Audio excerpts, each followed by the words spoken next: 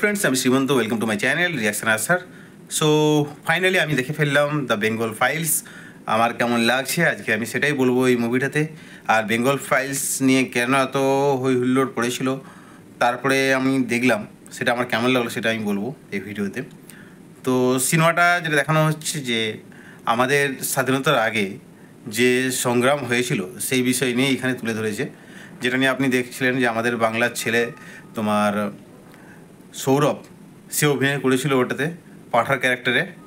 আর হুসেনই অভিনয় করেছিলেন আমাদের শাশ্বত চ্যাটার্জি। তো মিঠুন চক্রবর্তী সেখানে একটা পাগল পুলিশ অফিসারের, এক্স পুলিশ অফিসারের অভিনয় করেছে।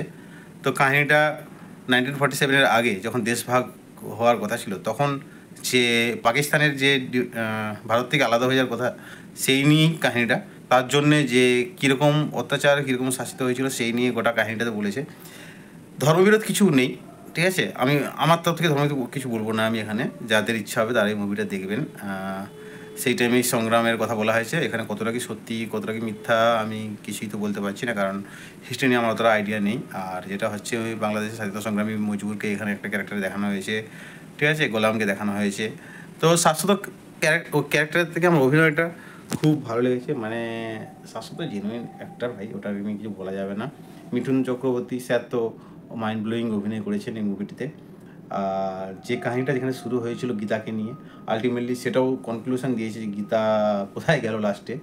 মানে সেটা শাশ্বত যে মেন হিরো যে আছে তাকে দেখায় সে গীতা কোথায় আছে বলে, এবং তারপরে শাশ্বতকেও কীভাবে হত্যা করা হয় সেটা এখানে ভালোভাবে দেখানো হয়েছে। তো শাশ্বত যে ক্যারেক্টারটা হোসেনি আমার খুব মানে ওর অভিনয়টা ভালো লেগেছে। আর এদিকে গোলামের ক্যারেক্টারের অভিনয়টাও খুব ভালো করেছে। বাকি দেবী দুর্গার রূপে যে সাজ থেকে যেগুলো দেখানো হয়েছিল সেটাও আমার খুব ভালো লেগেছে। আর যেটা হচ্ছে এই কাহিনীর মূল বক্তব্য, we the people of Bharat, মানে আমরা ভারতের